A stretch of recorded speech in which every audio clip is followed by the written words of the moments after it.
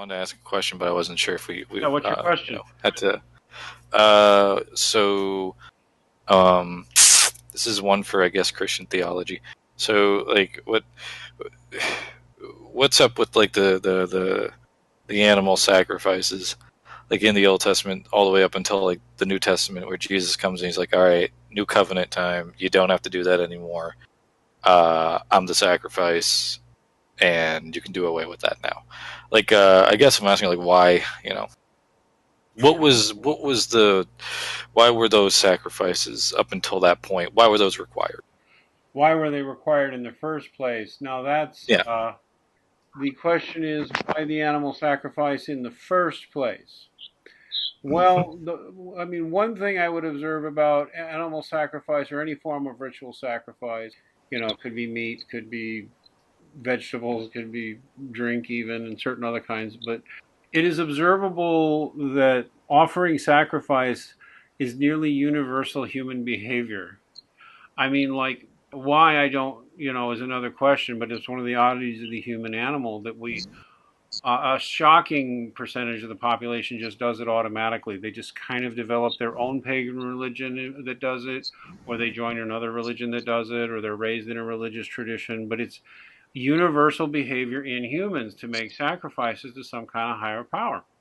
You'll even catch atheists kind of doing it. And once you catch it, it's funny how often you see people engaging in prayer and ritual sacrifice. Even one of my favorites, I don't know if people even remember this, but like gangster thugs, they have this ritual where if they, open up some liquor or whatever, they will open the liquor up and pour a little out on the ground and say, "For my dead homies," kind of thing, for my dead brothers from the gang or whatever, and just give that sacrifice of the liquor before drinking the rest of the bottle. It's just kind of innate in humans to do this. So take away the Old Testament and Christianity, and humans will still be doing this. The animal human does it. Now, take it into an Old Testament context, and let's presume that the Bible stories are true, because they are.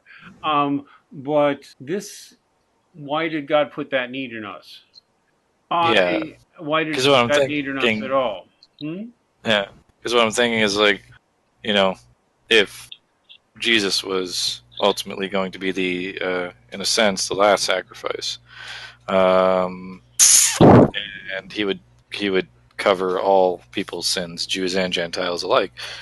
Why not just wait until he came, or By just the do it way, right away? yeah, okay. There is more than one answer to this question, but I will give you the standard Catholic answer because it works for me. Some don't like the Catholic approach because they don't like that we kind of have this idea of a progressing narrative, but that's kind of how we see it. I guess I can't give you a coherent answer as to why we give sacrifice, except that we were built to love God, and showing Him in some manner in order to appease Him that we love Him was a mechanism they were given. Because that process of atoning for a sin and offering sacrifice, I would tell you, obviously has psychological rewards. Put it in purely materialist terms, modernist terms. The idea of saying, "I'm sorry, forgive me, here's this sacrifice." The human animal feels better after doing this quite frequently, feels healed by it. And so God would accept those gestures. But they clearly weren't enough. And I've really gotten a sense of this as I've been reading the entire Old Testament with my son, who's just turned 14. So the kid's going to really say he read the whole Bible with his dad. It's the wrong way to read the Bible normally. Most people should not do it this way. You really shouldn't. But we decided we were just going to do it this way for now, for once. So we're reading it straight through.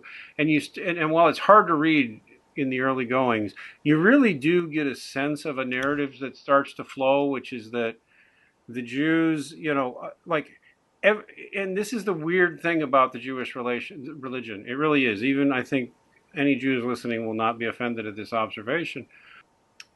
All their judges and all their kings were were screw ups and awful much of the time. And unlike the literature you find on most other ancient kings and kingdoms and chiefdoms and warlords, usually their own historians try to make their guys look good. The Jews never try to make their guys look good. The Jews guys always look bad. Like literally, David was arguably their greatest king, and he was also like did some really embarrassing, awful stuff. The Jews like recorded why their kings suck. I don't know any other culture that did that. And you see this narrative because, like I just said, David was arguably the greatest, and he screwed up all the time and offended God all the time. Solomon, who came after David, the Bible clearly states that he is the wisest man who ever lived. Like it's really clear that he was that he like for all time.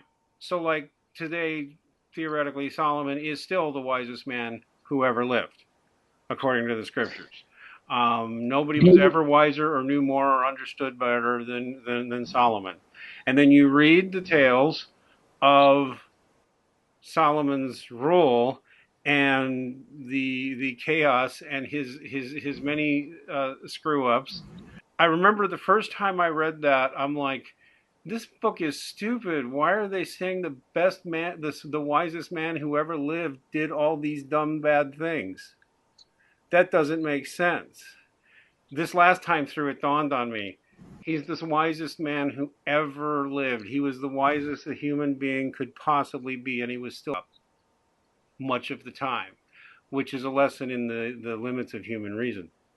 What you see is this narrative develop over time where God is trying to develop a relationship with people, and people are trying to develop a relationship with him. But look at the story of Moses and all of his failings and screw ups, and Aaron too. And then you go through the period where they don't have kings yet. They're just ruled by judges who are ruling in the tradition of Moses, right, with the Levite priests and all that.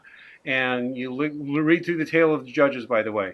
You could almost summarize the tale of the judges and this judge sucked, and this judge sucked, and this judge sucked, and this judge sucked. I'm exaggerating comedically, but not that much. And then the Jewish people, out of pridefulness or whatever, or wanted a king because all the other people in the other lands wanted a king. So God gives them a king, and a pretty good one who really loved God, David, and God loved him back. And still, David wasn't that great a lot of the time. And then when you get to the Christian perspective, what you start to see is developing is no matter how people manage it, they couldn't. No matter what type of sacrifice they did, it wasn't enough. People kept screwing up. Even the guys closest to God, even guys who'd pretty much come face to face with God, kept screwing up. And so with the idea of Christ is that, and this is really how most of the Orthodox see it, we're still doing the sacrifice at the temple. This is completely different at the altar. This is completely different than most Protestant understandings. But this is all the Orthodox are like that. We believe we are reenacting the ritual sacrifice for the most part of the Old Testament on the altar. We believe we're doing that sacrifice ritual.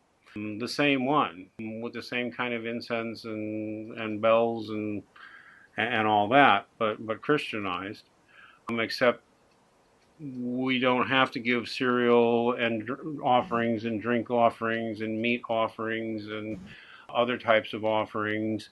We offer up the precious blood of the Lamb, the flesh of Jesus. We give God his only begotten Son as the perfect sacrifice.